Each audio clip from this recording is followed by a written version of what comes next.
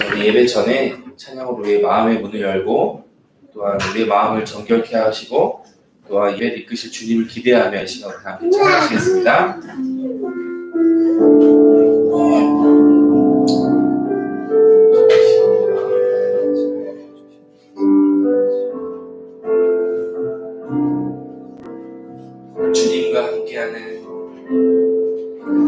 주님과 함께하는 이 고요한 시간 주님의 보좌 앞에 내 마음을 쏟네 모든 것 아시는 주님께 감출 것 없네 내 마음과 정성 다해 주 바라나이다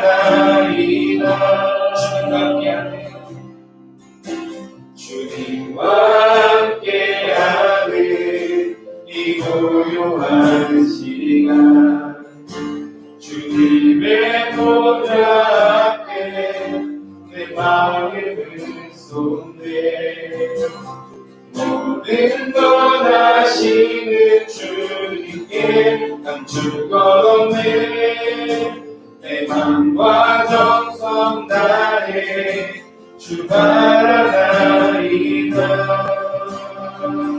온 마음 다해 사랑합니다 온 마음 다해 주 알기 원하네 내 모든 삶 당신 것이니 주만 섬기리 온 마음 다해 나 염려하잖아도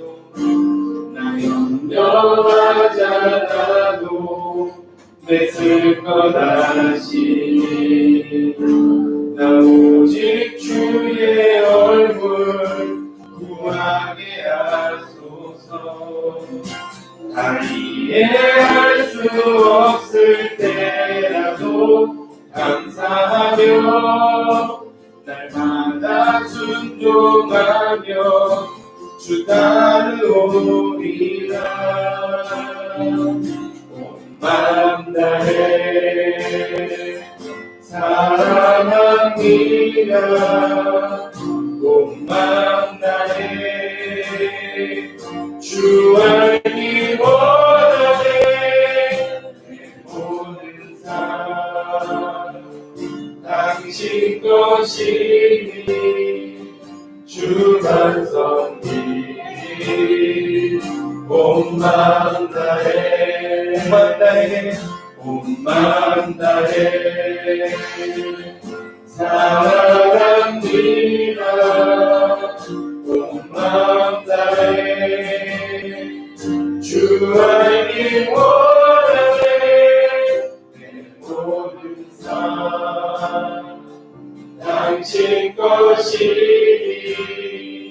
주만 섬기리 온 마음 다해 온 마음 다해 사랑합니다 온 마음 다해 주 알기 원하네 내 모든 삶 당신 것이니 주만 섬기리 온 마음 다해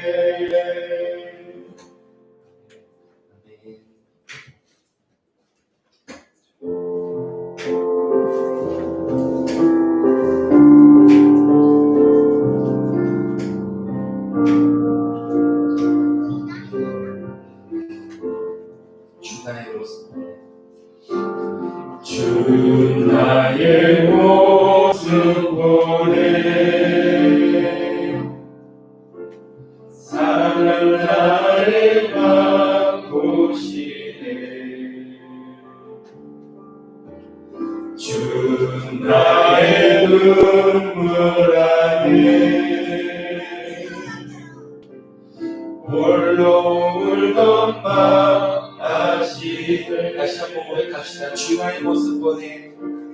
주 나의 모습 보내 상한 나의 맘 보시네 주 나의 눈물 안에 홀로 울던 맘 아시네 세상 소망 다 사라져가도 주의 사랑은 끝이 없으니 살아가는 이 모든 순간이 주의 힘을 나는 믿네 세상 소망 다 사라져가도 주의 사랑은 끝이 없으니 살아가는 이 모든 순간이 주의 힘을 나는 믿네 주 사랑 내게 있네 그 사랑이 나를 채우십니다.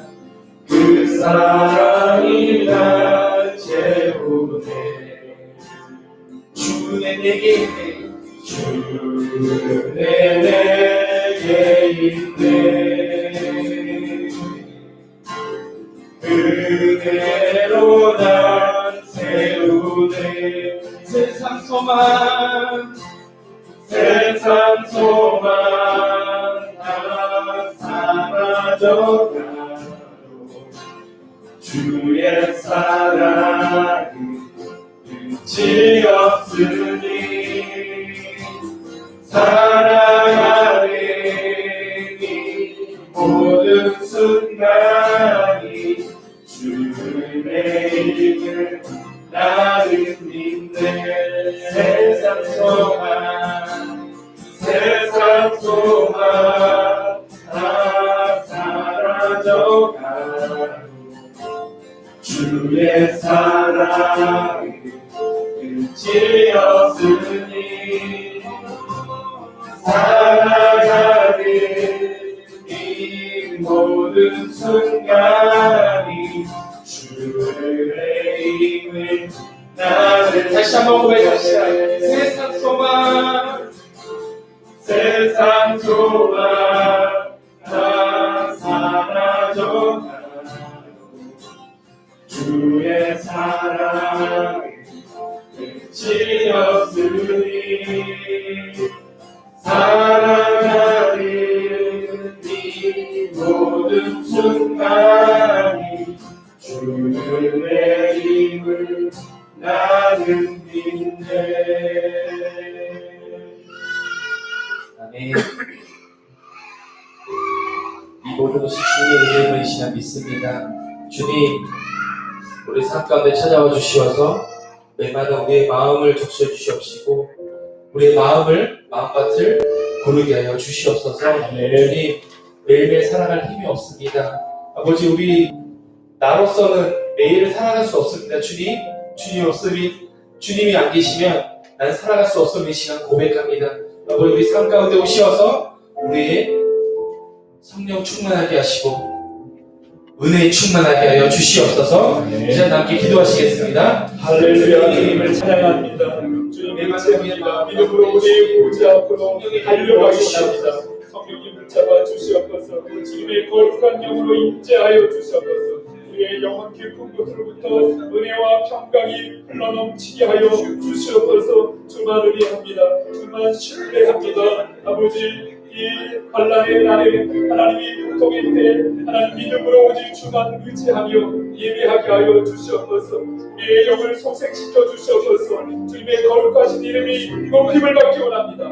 찬양받기에 합당하신 주님의 이름을 아버지 마음껏 찬양하고 주님의 이름 앞에 경배하며 엎드려지게 하여 주셨소서. 주만 의지하며 나아갑니다. 어둠의 권세를 주께서 물리쳐 주시고 이 시간 그 생명의 빛으로 충만케 하여 주셔서 우리의 예배를 받으시기에 합당하신 우리 주 예수 그리스도의 이름으로 감사하며 기도합니다.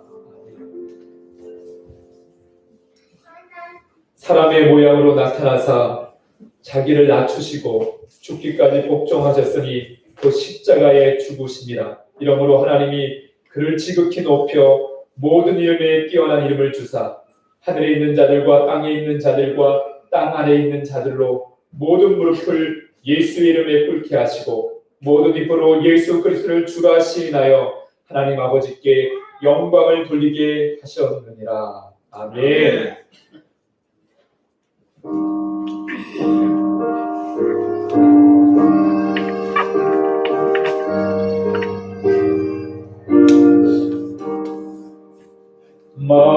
만유의 주제 존귀하신 예수 사랑이 되신 하나님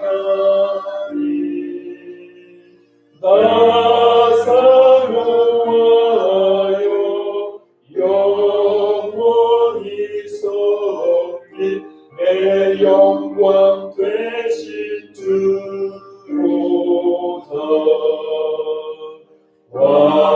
화려한 동산 무성한 저 스모 다 아름답고 영하나 순전한 예수 더 아름다워 봄 같은 기쁨 주시네. 광명한 해와 명랑한 저 달빛 수많은 별들 빛나나 주 예수 빛을 더 찬란하여 참 비교할 수 없도다.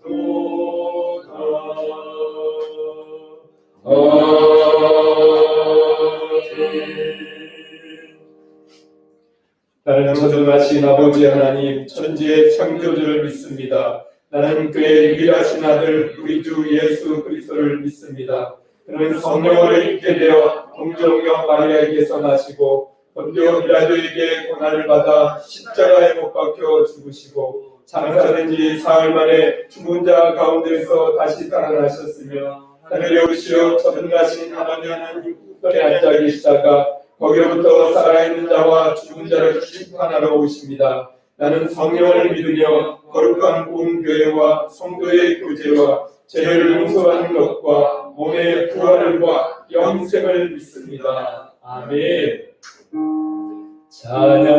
찬양하라 내 영혼아 찬양하라 내 영혼아 온 마음과 정성 다하여 주 찬양하라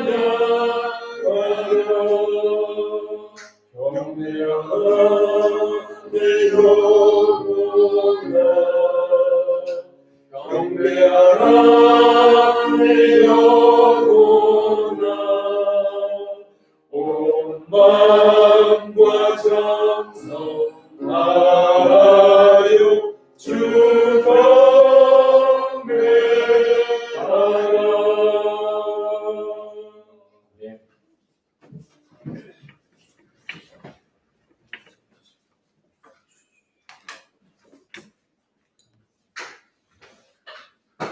할렐루야. 그의 성소에서 하나님을 찬양하며 그의 권능의 공창에서 그를 찬양할지어다. 그의 능하신 행동을 찬양하며 그의 지극히 위대하심을 따라 찬양할지어다. 나팔 소리로 찬양하며 비파와 수금으로 찬양할지어다. 소고치며 춤추어 찬양하며 현악과 퉁소로 찬양할지어다. 호흡이 있는 자마다 여호와를 찬양할지어다. 할렐루야. 찬양받기 합당하신 하나님 아버지, 저희들을 찬양하며 경배하며 살게 하옵시고 항상 기뻐하며 감사함으로 살게 하옵소서. 가진 것 없고 자랑할 것 없고 부족한 것이 많은 저희들이지만 건강으로 지켜주시고 사랑으로 감싸주시니 감사합니다. 그럼에도 주님의 뜻에 부응하지 못하고 내 생각, 내 뜻대로 행동하며 하나님의 선하시고 기뻐하시는 뜻을 분별하지 못하고 산 것을 고백합니다. 용서하여 주옵소서. 사랑의 주님, 하나님께서 뜻이 계셔서 청라 지역에 빛난 이슬교회를 세우셨사오니 이 지역에 주님을 모르고 살아가는 영혼 구원의 사명과 낙심한 영혼, 소망 없이 절망 가운데 살아가는 이들을 사랑하며 품을 수 있는 교회 되게 하옵소서. 함께 모여 기도에 힘쓰는 교회, 성령 충만, 말씀 충만한 빛난 이슬교회 되게 하시옵소서. 전 세계를 휩쓸고 있는 코로나19가 하루속히 종식되게 하옵시고 코로나 바이러스로 인하여 어려움에 처해 있는 성도님들 두려움 없이 강하고 담대하게 살게 하옵소서. 주님, 나라가 정치, 경제, 사회 안보 등 여러 분야가 매우 곤란한 가운데 있사온데 대통령을 비롯한 위정자들, 국회의원들 지혜와 명철을 주셔서 국민들이 안심하고 살아갈 수 있는 대한민국이 되게 하여 주시옵소서. 법과 질서가 잘 지켜지는 나라, 세계의 어떤 나라보다도 모범적으로 잘 지키는 나라 되게 하여 주옵소서. 항상 빛난 이슬교회와 함께 하시는 하나님 아버지, 무더운 삼복더위에 우리 모두의 건강을 지켜주시고 질병으로 고통받는 성도님들과 김성록 사모님 하나님의 능하신 손으로 안수하여 주셔서 깨끗이 치료하여 주옵소서. 성도님들의 가정과 직장과 사업장마다 주님의 크신 은총 내려 주시옵소서. 이 시간 말씀을 전하시는 윤정석 담임 목사님 성령으로 충만케 하시고 선포하는 말씀이 능력의 말씀, 기적의 말씀 되게 하시옵소서. 이창렬 집사님 가정의 찬양을 기쁘게 흠양하옵시고 그 가정을 축복받는 가정 되게 하시옵소서. 은혜로운 찬양 되게 하옵소서. 우리를 주 앞에서 권하신 예수님의 이름으로 기도하였습니다. 아멘.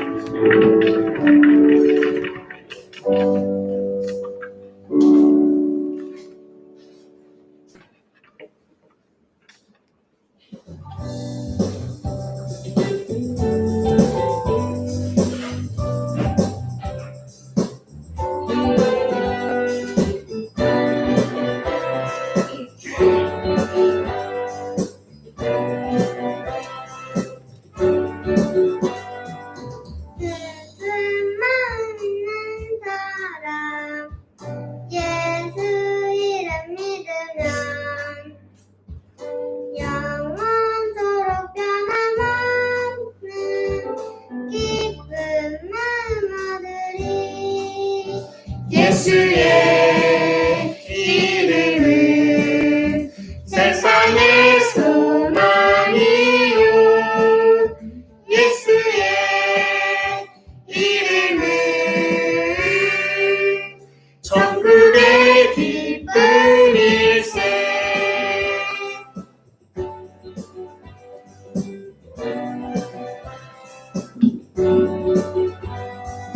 거룩하신 주의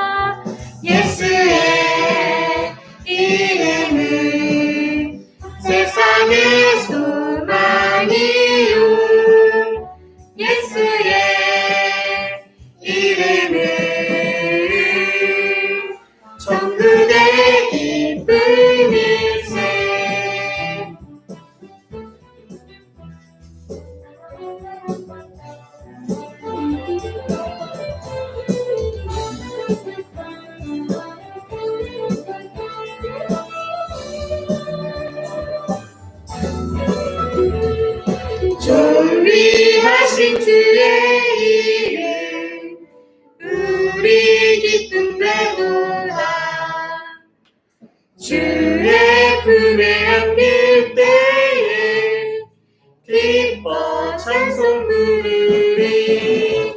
예수의 이름은 세상의 소망이요.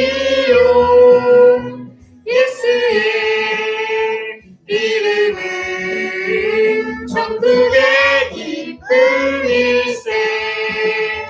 예수의 이름은 세상의 소망이요. 예수의 이름은 천국의 기쁨일세.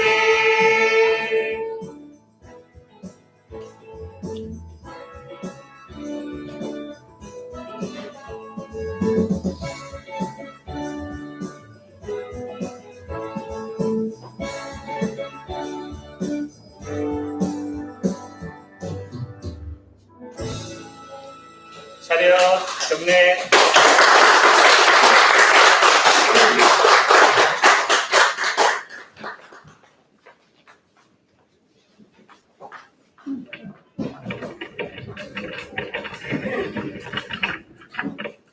존귀하신 아버지 하나님, 우리의 모든 찬양과 우리의 모든 고백을 기뻐 받으심을 믿습니다.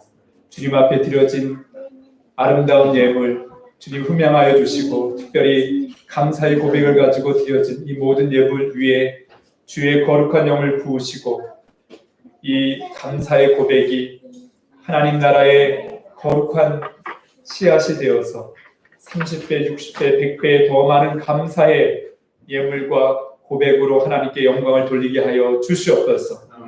때로는 아프고 너무 슬퍼서 감사하지 못할 때도 있습니다. 그러나 우리의 신음소리와 우리의 애통하는 그 간구를 들으시고 주께서 우리를 위로하여 주심을 믿습니다. 이 환난의 날에, 이 고통의 때에 더욱 주님만 의지하는 우리 빛난숙의 모든 성도들의 가정과 또 일터와 자녀들이 되게 하여 주시옵소서. 모든 것 감사하며 예수 그리스도의 이름으로 축복하며 기도드리옵나이다. 아멘. 할렐루야. 아멘. 우리 물된 동산 이 축복의 약속입니다. 이사야서 58장에 있는 이 약속으로 우리 서로를 축복하겠습니다. 주님 너를 항상 인도하시니, 주님 너를 항상 인도하시니, 메마른 땅에서도 너를 만족시키니, 너는 물된 동산 같겠고, 마르지 않은 새 같으니, 너는 물된 동산 같겠고, 마르지 않은 새 같으니. 사랑하고 축복합니다. 축복합니다. 네. 우리 비전센터에서 그리고 가정에서 혹 또 일터에서 예배드리는 우리 성도님들도 축복합니다. 7월 셋째 주일이고요. 요번 한 주간 우리가 집중해서 기도할 제목이 있습니다. 여러 기도 제목이 있는데 나라와 민족을 위해서 당연히 기도하고요. 이번 한 주간 유치부 여름 성경학교가 이제 앞으로 4주 동안 온라인으로 진행이 됩니다. 다음 주일부터 4주 주일 진행이 되는데, 우리 선생님들과 또 가정에서 아이들과 함께 성경학교를 참여하는 우리 부모들 더 성령 충만하게 해달라고 특별히 집중해서 기도하는 한 주간이 되기를 축복합니다. 이제 오늘 우리에게 주신 하나님의 말씀 함께 봉독하겠습니다. 신약 성경 로마서 1장 1절부터 7절까지 말씀을 찾으셔서 다 같이 한 목소리로 말씀을 봉독하겠습니다. 로마서 1장 1절부터 7절까지 말씀입니다. 예수 그리스도의 종 바울은 사도로 부르심을 받아 하나님의 복음을 위하여 택정함을 입었으니, 이 복음은 하나님이 선지자들을 통하여 그의 아들에 관하여 성경에 미리 약속하신 것이라. 그의 아들에 관하여 말하면 육신으로는 다윗의 혈통에서 나셨고 성결의 영으로는 죽은 자들 가운데서 부활하사 능력으로 하나님의 아들로 선포되셨으니 곧 우리 주 예수 그리스도시니라. 그로 말미암아 우리가 은혜와 사도의 직분을 받아 그의 이름을 위하여 모든 이방인 중에서 믿어 순종하게 하나니 너희도 그들 중에서 예수 그리스도의 것으로 부르심을 받은 자니라. 로마에서 하나님의 사랑하심을 받고 성도로 부르심을 받은 모든 자에게 하나님 우리 아버지와 주 예수 그리스도로부터 은혜와 평강이 있기를 원합니다. 아멘. 로마서는 편지 형태의 서신입니다. 편지글입니다. 요즘 직접 손으로 쓰는 편지 받아보시거나 쓴 적이 참 드물 거란 생각이 듭니다. 그래도 가끔이지만 직접 손으로 쓴 편지나 카드를 받았을 때 그게 참 귀하게 느껴집니다. 바울은 얼굴도 잘 모르는 로마에 있는 그리스도인들에게 성도들에게 이 편지를 썼습니다. 16장까지 긴 이 편지를 쓰게 됐는데요. 이 편지를 쓴 목적은 분명합니다. 바울은 복음이 무엇인지를 전해주고 싶었습니다. 또 어떻게 복음으로 사는지를 권면하는 그런 내용으로 이 편지를 썼습니다. 오늘 우리가 읽었던 본문은 이 편지의 머릿말이 됩니다. 거기에 중요한 인사로 7절이 마무리가 됩니다. 그런데 이 짧은 이 인사말, 머릿말에 복음의 아주 핵심적인 내용이 다 담겨져 있다고 해도 과언이 아닙니다. 먼저 이 복음을 전하고 싶었던 바울은 자신을 소개합니다. 내가 어떤 사람인지를 바울의 얼굴도 알지 못하는 로마에 있는 성도들에게 자신이 누구인지를 밝히고 있습니다. 사람은 자신의 정체성, 이것이 분명할 때 그 사람의 인생이 빛이 납니다. 인생의 방향이 분명하기 때문에 방황하지가 않습니다. 자신이 내가 누구인지를 특별히 하나님 안에서 새롭게 발견한 사람은 그의 인생이 달라질 수 있습니다. 반드시 변화의 열매를 맺게 될 줄로 믿습니다. 그 사람이 바로 바울입니다. 바울은 복음 안에서 자신이 얼마나 소중한 존재인지를 깨달았습니다. 물론 예수 그리스도를 만나기 이전에도 그는 자부심이 대단한 사람이었습니다. 그 당대의 유대인으로서는 최고의 학부에서 최고의 철학과 종교와 모든 것의 스승이 되는 가말리엘 밑에서 공부한 사람이었습니다. 그는 바리새인 중에 바리새인이었습니다. 청소년이 되기 전에 모세오경을 다 암송했던 사람입니다. 그래서 랍비로서 이제 그 모든 훈련을 다 갖추는 훈련을 받은 그런 사람입니다. 그의 가문은 유대 가문 중에서 자랑할 만한 그런 가문입니다. 그의 조상에게는 이스라엘의 초대 왕인 사울이 있습니다. 그래서 원래 이 바울의 이름이 사울입니다. 그러나 그는 그 모든 것을 나중에 다 배설물로 여깁니다.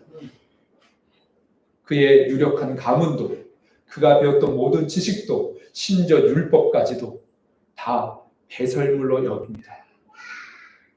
누구를 만나고요? 예수 그리스도를 만나고. 그만큼 예수 그리스도의 그 가치가 너무나 놀랍기 때문에 그는 예수 그리스도 안에서 자신이 누구인지를 새롭게 규정하고 그의 인생의 비전과 사명을 예수님을 만난 다음에 분명하게 세운 것을 보게 됩니다. 바울이 이렇게 그의 정체성과 사명이 한 번에 송두리째 바뀌게 된 그 사건이 사도행전 9장에 기록되어 있습니다. 그는 젊은 혈기를 가지고 열정을 가지고 예수 믿는 사람들을 잡아다가 옥에 가두는 일에 앞장섰던 사람입니다. 예수 믿는 것이 유대인의 신앙에 의해서는 아주 사악한 이단 종교라고 그렇게 확신했습니다. 그래서 계속해서 이미 예수를 믿는 사람들이 유대와 사마리아와 이곳을 벗어나서 다른 지역에까지 퍼져가는 것을 보면서 그곳에도 예루살렘에 있는 예수 믿는 사람만 잡은 것이 아니라 이스라엘 땅 바깥에 있는 예수 믿는 사람들을 잡으러 다마스쿠스, 다메섹이죠. 그곳을 향해서 말을 타고 달려가는 중에 빛으로 찾아오신 예수님을 만나게 됩니다. 그 말에서 떨어지면서 하늘의 음성을 듣습니다. 부활하신 예수님께서 음성을 들려주시죠. 사울아 사울아 나는 내가 박해하는 예수. 예수님께서 친히 이 사울을 만나 주셨습니다. 바로 이 사건으로 사울은 위대한 전도자인 바울로 바뀝니다. 박해자에서 복음의 증인으로 그의 인생이 완전히 달라진 인생을 살게 됩니다. 그리고 오늘 이 로마서 1장에 바울은 자신을 이렇게 소개합니다. 나는 예수 그리스도의 종이다. 예수를 따르는 사람들을 박해하고 잡아서 옥에 가두었던 사람이 나는 이제 그 예수 그리스도의 종, 노예가 되었다는 것입니다. 예수님은 나는 이제 너무나 사랑하기 때문에 그분의 예속된 사람, 오늘 이 6절에도 로마에 있는 성도들에게 그들을 향해서 뭐라고 얘기하냐면 너희도 그들 중에서 예수 그리스도의 것으로 부르심을 받은 자니라. 예수 그리스도의 소유가 됐다는 것입니다. 예수님은 만왕의 왕이시죠. 사도 베드로는 베드로전서 2장 9절에 그리스도인의 정체성을 여러 표현을 하고 있습니다. 그 중에 하나가 하나님의 소유된 백성이라. 이 말은 예수님의 노예가 됐다 해서 불행한 게 아니라 가장 행복한 겁니다. 예수 그리스도의 그 보호하심 아래, 예수 그리스도의 강력한 통치와 다스림 아래 내가 그 안에서 오직 예수님을 따르는 예수님의 사람이 되었다는 그런 고백입니다. 바울은 예수님께서 자신을 부르셨습니다. 부르신 목적이 분명합니다. 그것은 자기를 사도로 부르셨다고 확신했습니다. 이 바울의 고백은 초대교회에서 바울이 상당히 힘들고 어려웠던 그런 과정이 있었습니다. 그것은 사도로 부름받았다는 확신이 있었지만 그 누구도 인정해주지 않았습니다. 물론 사도행전에서 하나님의 사람들, 성령께서 이 사울을 바울로 세워주는 그런 과정이 있습니다. 그러나 많은 초대교회 지도자들, 그리스도인들이 너가 무슨 사도냐. 그러나 이 사도권에 대해서 바울은 분명한 확신이 있었습니다. 친히 부활하신 주님 나를 만나주셨고 내게 이 사도의 직분을 주셨다는 것입니다. 여러분, 주변의 사람들이 어떤 업신여기는 말을 하고 인정하지 않은 말을 하더라도 우리 스스로 확신 있는 우리 자신의 정체성을 가져야 될 줄로 믿습니다. 그 누가 뭐라 해도 나는 하나님의 자녀이고 나를 성도로 부르셨고 또 우리 각자에게 거룩한 직분을 주신 줄로 믿습니다.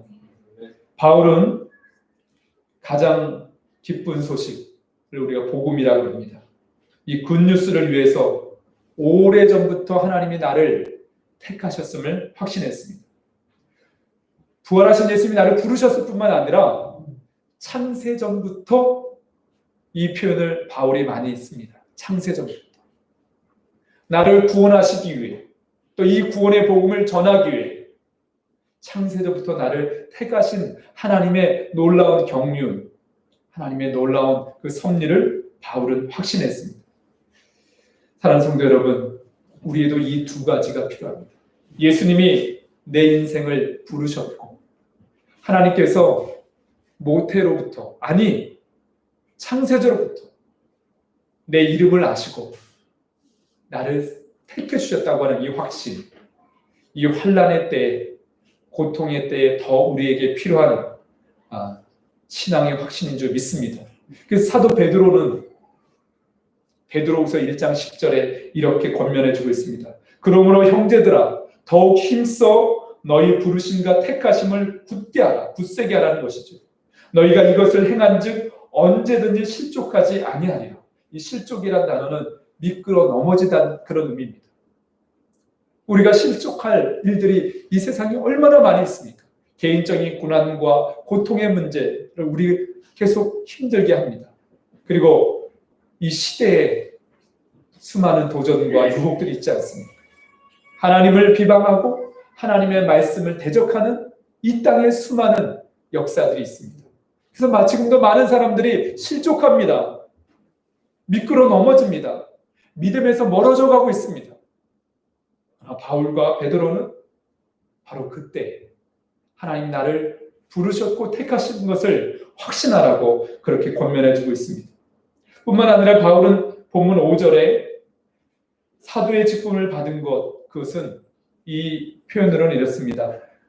우리가 은혜와 사도의 직분을 받아, 이렇게 표현했습니다. 우리라고 하는 표현을 썼는데요, 바울뿐만 아니라 하나님의 부르심과 택하심을 모든 성도들을 의미합니다. 사도의 직분을 받은 것, 그것이 잘나서 받은 것이 아니고, 어떤 분들은 얘기하면 물론 바울이 어릴 적에 율법을 다 통달하고 또 유대인으로서 이 종교적인 모든 것을 잘 알고 철학과 학문에 뛰어난 그런 사람이었으니까 하나님이 바울을 선택했다. 맞는 말 같지만 아닙니다. 바울이 그것을 증언해주고 있습니다. 내가 사도된 것은 오직 무엇으로 된 거라고요? 하나님의 은혜로 된 거예요. 나의 나 된 것은 하나님의 은혜입니다. 그래서 우리 누구도 가문이나 자기 학벌이나 자기 재벌인 어떤 재물이나 지식을 자랑하는 것은 그리스도를 모르는 것입니다. 특별히 교회 안에서는 더 그렇습니다. 사도의 직분을 받은 이유는 오늘 본문 말씀에 보니까 모든 이방 사람들이 예수 그리스도의 이름으로 그 이름을 믿어서 그 예수 그리스도께 순종하는 삶을 살기 위해서 바울을 사도로 부르셨다고 바울은 자신의 사명을 선언하고 있습니다. 내 사명은 이것입니다. 나를 모든 이방인들에게 복음을 전해서 그 복음으로 예수 그리스도를 믿어 그 예수 그리스도께 순종하는 삶, 그것이 가장 영광스러운 삶이고 가장 풍성한 삶이고 하나님께서 붙들어주는 인생입니다. 그런 삶을 전해주고 그런 삶을 살도록 하기 위해서 바울은 지금 존재하고 있다. 이렇게 고백하고 있습니다. 여러분, 우리 사명이 뭡니까? 내 인생의 비전이 뭡니까? 나는 왜 살고 있습니까? 아주 소소한 우리의 사명은 내 한 몸 으스러지더라도 내 가족 부양하고 이렇게 힘든 현장에서도 일하는 우리 가장들이 있습니다.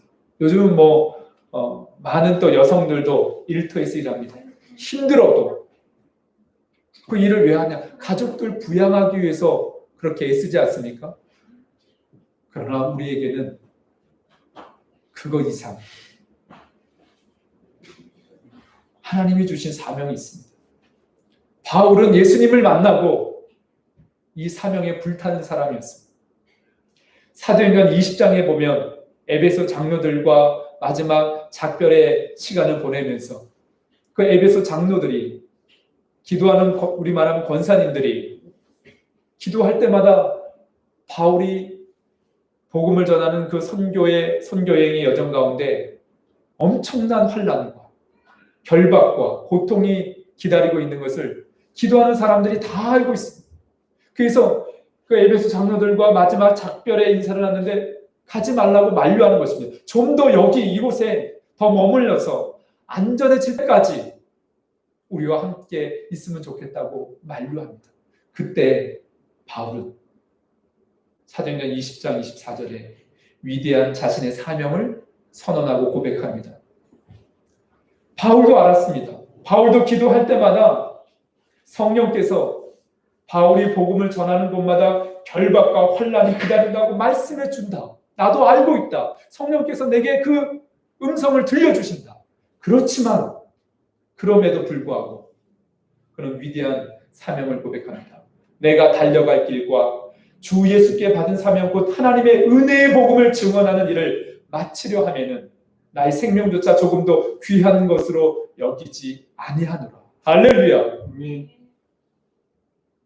여러분, 하나님의 사랑을 모르고 예수 그리스도의 은혜를 모르는 사람도 자기 가족 부양하고 자신의 가족을 살리기 위해서 내 목숨 내놓는 거 아끼지 않는다고 고백하는 사람도 있습니다. 실제로 그런 분도 있습니다.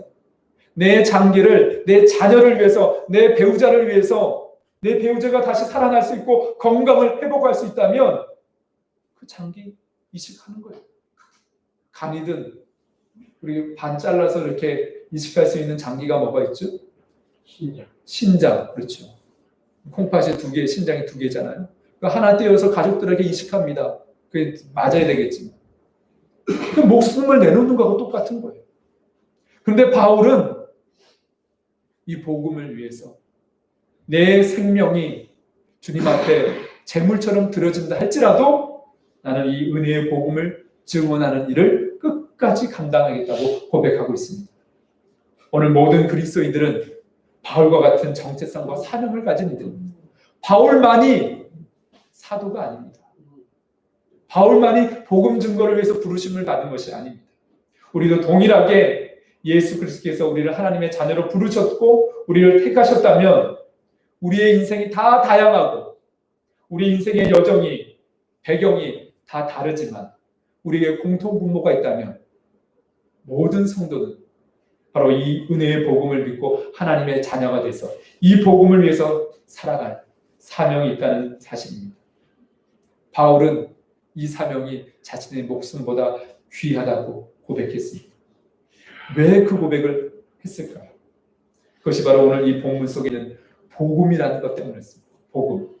이 복음이 무엇이기에 바울은 자신의 생명보다 귀하다고 고백할 수 있었습니다. 그 복음의 내용을 짧은 이 머릿말에서 바울은 말해주고 있습니다. 복음은 한마디로 예수 그리스도십니다.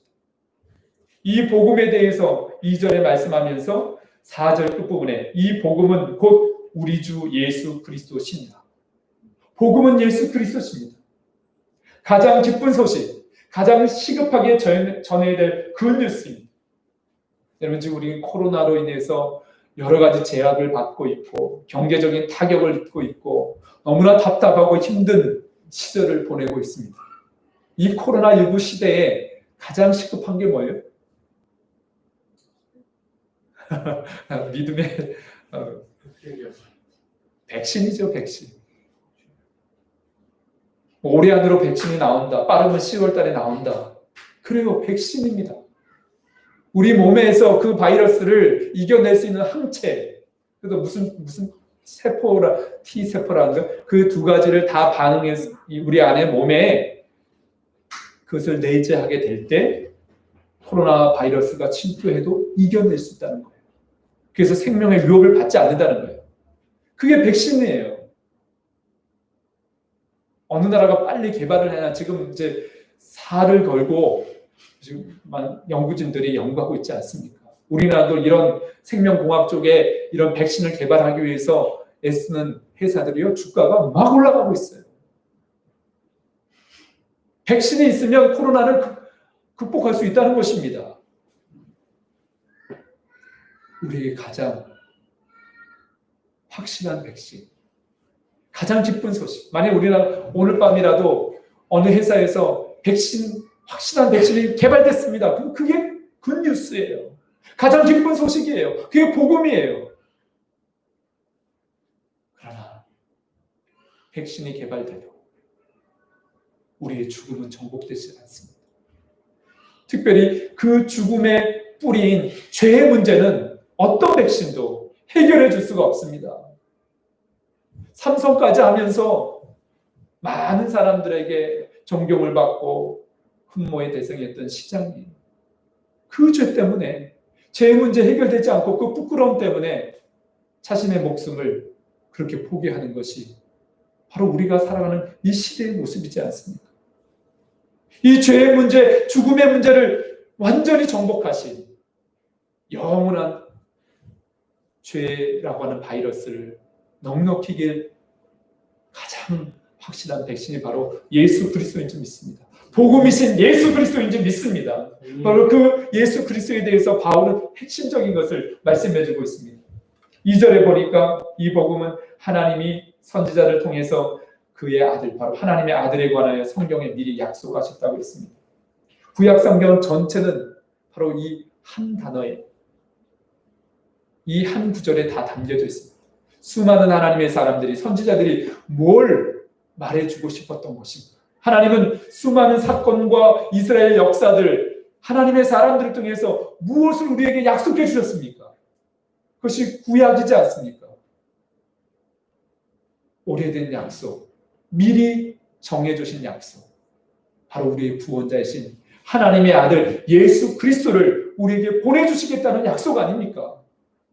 어떤 성경학자는 그럽니다. 이 성경 전체를 마치 행주를 꽉 짜듯이 짜내면 뭐가 나온다고요? 예수 그리스도. 예수님밖에 없는 것입니다.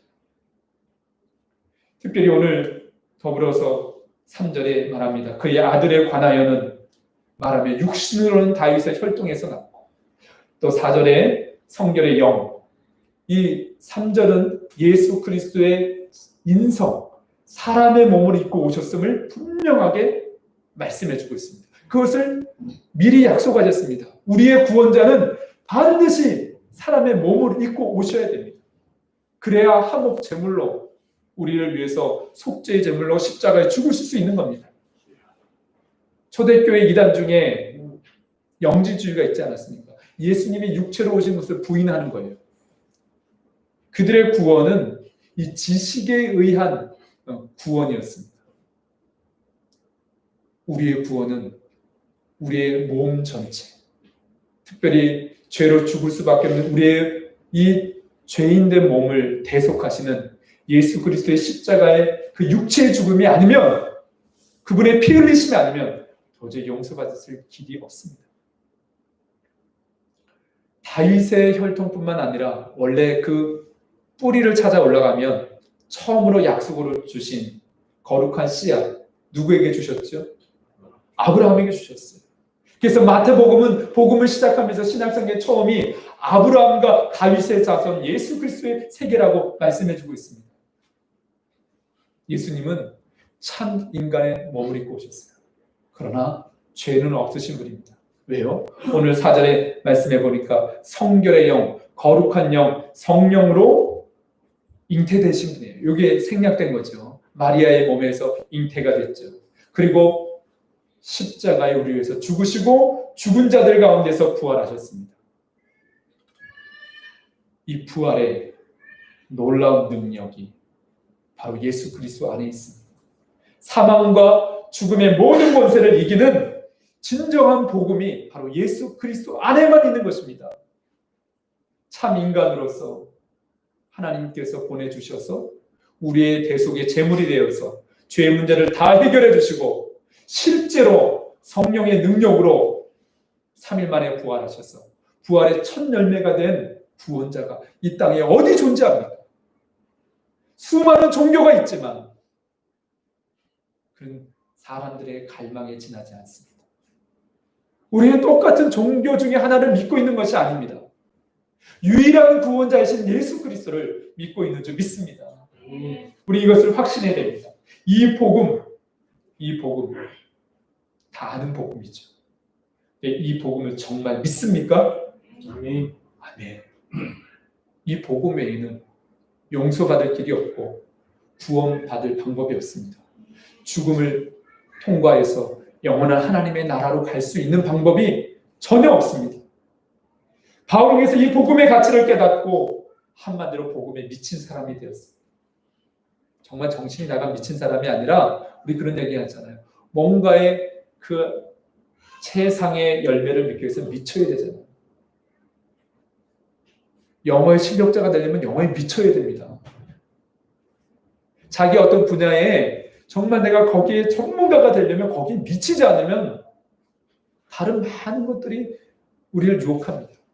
바울은 미치고 싶어서 미친 것이 아니라 주님이 그렇게 미치도록 만들어주신 거예요. 복음을 정말 깨달은 거죠. 성령께서 이 바울의 인생을 그렇게 만드셨습니다. 그래서 로마에 가서 복음을 전하면 자신의 목숨이 위태로움을 알면서도 로마에 가기를 그렇게 원했습니다. 1장에도 여러 번 그런 표현이 나옵니다. 왜냐? 이 놀라운 선물, 이 복음을 나만 들어서는 안 돼. 주님이 나를 구원하시고 나를 부르신 목적이 이방인의 사도로, 특별히 로마는 당대의 어떤 곳입니까? 온 세상의 중심이 되는 수도예요. 거기가 로마입니다. 그 로마에 수없이 많은 사람들이 방황합니다. 그리고 믿는 이들도 때로는 확신을 갖지 못하고 박해 속에서 흔들리는 그런 성도들이 적지 않았습니다. 그래서 그들에게 견고한 반석과 같은 이 복음을 확실하게 전해주고 싶어서 로마서를 썼습니다. 더 중요한 건 믿지 않은 수많은 사람들, 복음을 모르는 사람들, 그들에게 복음이 무엇인지를 정말 전해주고 싶었습니다. 그 길을 간절히 찾고 찾다가 이제 먼저 편지를 쓰고 나중에 로마에 가서 복음을 전하게 된 것을 보게 됩니다. 그것도 로마의 감옥에서. 그러면 로마는 당대에 어마어마한 파워를 가지고 있는 도시입니다. 로마는 강력한 군사력으로 세상을 어마어마하게 다 자기의 속국으로 삼는 그런 강력한 군사력을 가지고 있는 나라지 않습니까? 로마의 건축물은 지금 이런 우리가 신도시 안에 있지 않습니까? 이 모든 도시가 세워지는 방식이 이미 2500년 전 로마의 도시를 건축하는 방식하고 똑같습니다.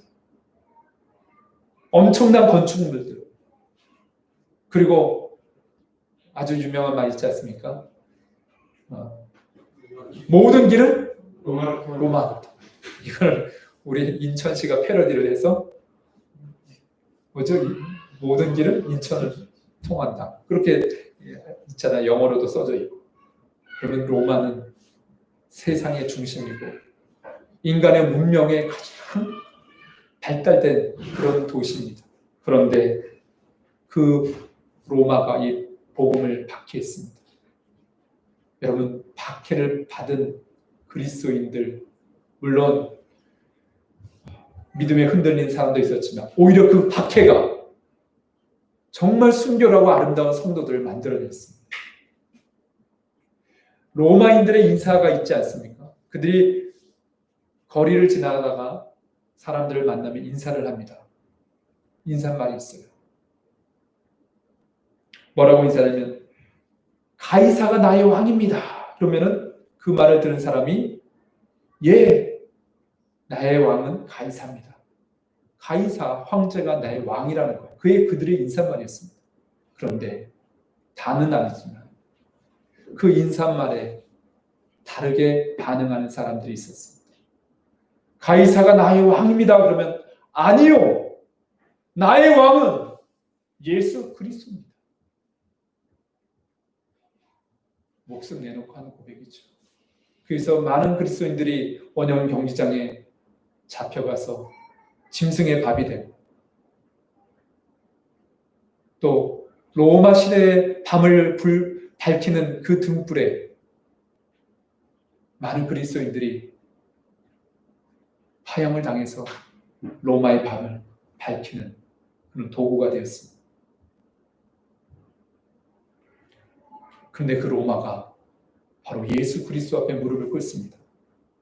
AD 313년 로마 황제는 기독교를 국교로 공인합니다. 그리고 약 300년 동안 로마의 문화와 문명은 최고의 아름다운 문명으로 이 복음을 받아들인 그들의 생각과 삶이 바뀌면서 비단친 제국이라고 가장 아름다운 문명을 만들어냅니다. 그리고 그 이후에 이 복음이 퇴색되고 이 말씀의 아름다움, 예수 그리스도 안에서 구원받은 이 아름다운 이 신앙이 퇴색되면서 로마는 무너졌고 패망했습니다. 지금 우리가 사는 이 문명이 얼마나 발전되어 있습니까? 그런데 복음의 영향력이 사라지는 그 순간부터 이렇게 아름다운 도시들이 다 죄악의 물결로 무너질 것입니다. 사람들이 사는 집과 자동차와 모든 이 문화적인 것은 발달했지만 사람들의 의식 속에는 수많은 죄악의 열매들로 가득했어요. 가장 대표적인 성적인 타락이 아닙니다. 로마가 왜 무너졌습니까? 성적인 타락으로 무너진 거예요. 우리가 사는 이 시대, 이 문명은 왜 무너지냐? 성적인 타락으로 무너지는 것입니다. 동성애는 그것의 가장 극치고요. 이 로마서 1장에 인간의 죄악에 대한 것들을 1장, 2장, 3장에 바울은 너무 적나라하게 모든 인류와 모든 인간을 다 옷 벗겨 놓듯이 그것을 지적해주고 있습니다. 우리는 다 죄인인 것을. 수많은 죄의 목록들이 기록되어져 있습니다. 심지어는 자기의 동족, 그렇게 자부심을 가진 유대, 율법, 하나님의 말씀을 가진 유대인들을 향해서 그들의 허물과 죄악을 다 들춰냅니다. 자신도 유대인인데 어느 정도로 들춰냅니까? 10계명의 하나님의 계명의 말씀을 가지고 이렇게 들춰냅니다. 도둑질하지 말라고 가르치면서 유대인들은 도둑질을 한다. 간음하지 말라고 가르치면서 너희가 간음을 행한다. 우상을 섬기지 말라고 가르치면서 성전의 물건을 유대인들이 도둑질한다. 이거는 우리 시대 우리의 모습으로 적용을 한다면 말씀을 사모하라고 책망하면서 목사가 말씀을 가까이 하지 않는다. 기도 왜 하지 않느냐고 기도하지 않는다고 책망하면서 정작 그 말을 하는 사람은 기도하지 않는다. 사랑이 없다고 이렇게 말하면서 정작 그 말을 하는 사람은 사랑이 없어. 바울이 이렇게 인간의 실체를 다 드러내요. 그렇게 이 복음을 전했던 바울도 자기가 어떤 존재인지를 고백합니다. 로마서 7장 마지막 부분에 오호라 나는 곤고한 사람이로다. 이 사망의 몸에서 누가 나를 건져내려. 이미 예수님을 알았고 만났고 이 복음을 전하는 자신도 깊은 딜레마에 빠집니다. 내가 원하는 선을 행하지 못하고 원치 않은 악을 행하는 자기 자신을 보면서 나는 죽을 수밖에 없는 죄인인 것을 고백합니다. 그러면서 희망의 복음을 로마서 8장 1절에 선포하지 있지 않습니까? 그러므로 이제 그래서 예수 안에 있는 자는 결코 정죄함이 없나니 다윗이 그렇게 갈망했던 고백입니다. 시편 32편 1절에 다윗이 그도 죄인이지 않았습니까? 허물의 사함을 받고 자신의 죄가 가려진 자는 복이 있도다. 여러분, 용서받은 복음이 가장 복된 복음입니다. 복입니다.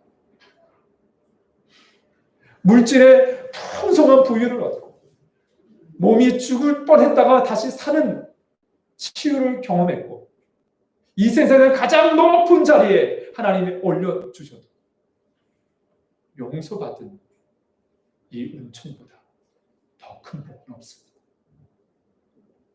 어느 대학병원에서 있었던 실화입니다. 9살 소녀인 오정이라는 어린이와 교통사고로 두 눈을 잃은 29살 청년 최호섭이라는 청년이 같은 병실에 입원하게 됐습니다. 두 눈을 잃은 이 청년은 너무 시리에 빠졌습니다. 목숨을 스스로 끊으려는 마음까지 가졌는데 같은 병실에서 있었는 9살 이 소녀가 자꾸 귀찮게 하는 거예요. 아저씨 하면서. 아저씨는 앞이 보이지 않으니까 내가 다 도와줄 테니까 정원에 가서 놀기도 하고 몇 주를 그렇게 보냈습니다. 그래서 사람들은 연인 같다 할 정도로 이 29살 청년과 9살 이 정이라는 아이는 그렇게 병원에서 가까이 있었습니다. 근데 이 청년이 먼저 퇴원을 하게 됐습니다. 그리고 퇴원하고 절망의 나날을 보내는 중에 병원으로부터 기쁜 소식이 전화가 왔습니다. 안구 기증자가 나타났다고. 너무나 생각보다 빨리 안구 기증을 받게 됐어요. 그래서 수술을 하고 잃었던 시력을 찾았습니다. 그런데 그 안구 기증자가 누군지 알고 싶었습니다. 근데 그 안구 기증자는 그 그 병실에 함께 있었던 정혜라는 어린아이였습니다. 그 정혜 엄마가 그 정혜가 이 29살 청년 호섭이를 그렇게 좋아했다. 그래서 마지막 편지를 남겨줬다고. 그 아이가 또박또박 적은 편지의 내용이었습니다. 아저씨, 나 정혜야. 이제 저기 수술실에 들어간다. 옛날에 옆 침대의 언니도 거기에서 하늘로 갔는데 정혜도 어떻게 될지 모르겠어. 그래서 하는 말인데, 아저씨, 내가 만일 하늘로 가면 나 아저씨 눈 할게. 그래서 영원히 아저씨랑 같이 살게. 아저씨랑 결혼은 못하니까. 이런 편지를 남겼습니다. 이 아이는 백혈병 말기암 환자로 마지막 수술을 기다리고 있었던 아이였습니다. 그런데 이 아이의 소원대로 그의 두 눈은 이 청년의 안구 기증을 하게 돼서 요섭이라는 이 청년은 엄청 통곡하며 울게 됐죠. 저는 이 글을 인터넷에서 보면서 우리를 구원해내시고 용서하시고 새로운 피조물로 만들기 위해서 예수님께서 십자가에 피 흘려 화목제물이 되어서 우리가 새로운 존재가 되었습니다. 이 사실을 묵상하는데 이 안구 기증을 한 이 아이, 그 사랑을 안다면, 그런 생각을 해서 내가 만약에 안구 기증을 받았다면 내 눈으로 죄 짓는 일은 하지 말아야지. 그런 생각을 했습니다. 그럼에도 불구하고 우리는 또 죄에 걸려 넘어집니다. 얼마나 교만하고 얼마나 이 죄악의 유혹이 무서운지 알 수 없습니다. 주님의 계속하신 그 용서는 지금도 영원토록 강같이 흐르는 보혈인 줄 믿습니다. 오늘 이 말씀을 함께 나누면서 우리는 정말 이 복음의 가치를 깨닫고 있는지를 돌아보기 원합니다. 많은 사랑하는 사람들에게 선물하고 있지 않습니까? 가족들에게 선물하는데 가장 큰 놀라운 선물은 예수 그리스도입니다. 우리 찬송가 잘 아는 찬송가입니다. 예수 사랑하심은 563장 찬송인데요. 시간이 없어서 1절, 2절 앞부분이 부르고 또 후렴 부분 부르고 우리 찬송하고 기도하고 제가 축도하도록 하겠습니다. 예수 사랑하심과 함께 찬송합니다. 예수 사랑하심은 성경에서 배웠네. 우리들은 약하나 예수 권세만 나를 사랑하시고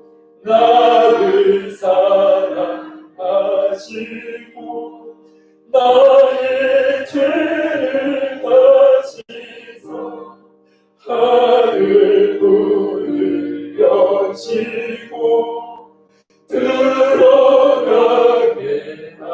날 사랑하시니 날 사랑하시 날 사랑하시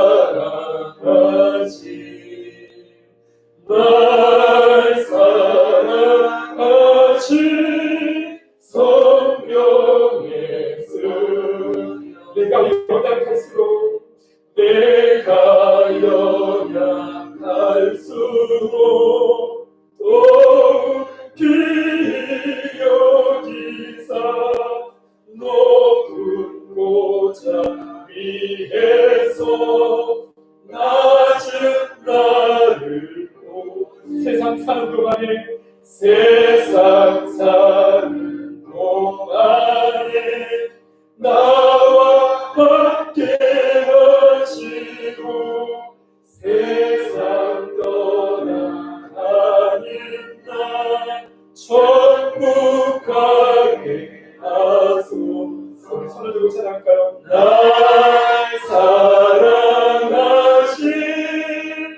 날 사랑하신 날 사랑하신 성경에서 이 오늘 말씀을 기억하면서 나는 과연 누구인지, 내 인생은 어디까지 왔고 어디를 향해서 가고 있는지, 내 인생의 사명은 무엇인지 주님께 묻기를 원합니다. 우리 주여 한번 선포하시고 하나님 예수 그리스도의 이 놀라운 복음 앞에 온전히 회개에 합당한 열매를 맺고 바울처럼 그렇게 복음의 열정을 가지고 살게 해달라고 우리 주여 한번 선포하시고 통성을 기도합니다. 주여! 살아계신 하나님, 살아계신 하나님 아버지, 우리를 사랑하셔서 아버지 예수 그리스도의 이 놀라운 복음을 듣게 하여 주시고 예수 그리스도 안에 아버지 이 영생의 아버지 하나님 은혜를 믿게 하시니 감사합니다. 주님, 그 놀라운 주의 은혜 우리의 모든 죄를 도말하게 하여 주시옵소서. 진정으로 회개에 합당한 열매를 맺게 하여 주시옵소서. 하나님 사랑합니다. 이 놀라운 선물을 받은 우리에게 이 놀라운 용서의 복음을 아버지 받아들이고 하나님 바울처럼 예수님처럼 아버지 믿음의 사람처럼 살 수 있도록 긍휼을 베풀어 주시옵소서. 아버지 이 영원한 선물, 이 놀라운 선물을 아버지 내 사랑하는 가족에게, 내 사랑하는 이웃들에게, 아버지 먼 곳에 사는 아버지 그런 영혼들에게도 아버지 이 복음이 아버지 전해지기 원합니다. 흘러가기 원합니다. 하나님의 사랑을 입은 우리에게 오늘도 아버지 우리를 붙들어 주셔서 이 험악한 세상 가운데서 흔들리지 아니하게 해주셔서 실족하지 아니하게 해주셔서 우리를 붙들어 주셔서 주의 은혜와 평강으로 우리를 아버지 붙들어 주실 것을 믿사옵고 예수 그리스도의 이름으로 기도드렸나이다. 이제는 우리 주 예수 그리스도의 은혜와 하나님 아버지의 사랑과 성령님의 교통하심이 이 로마서 말씀으로 인생의 송두리째 바뀌었지. 수많은 하나님의 사람들처럼 우리도 변화되어지기를 갈망합니다.